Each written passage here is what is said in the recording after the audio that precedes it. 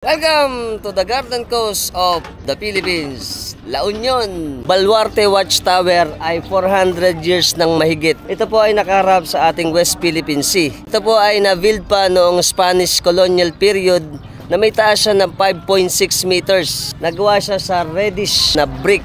Ito po ay nakalagay dito sa Barangay Victoria, Municipality ng Luna, La Union. Ang baluarte, ang ibig sabihin niya sa English ay bulwark, na ang ibig sabihin nito ay stronghold. Ito po ang nagdepensa sa atin noong panahon ng Kastila laban sa mga pirata. At ito po ay dinisenyo ng Jesuit priest and architect na si Antonio Sedeño noong around 1586 to 1587 dito sa port of Nuestra Señora de Guia. At ito po noong 1593, ang upper portion po nito dahil nagkaroon ng crack ay na-demolish na.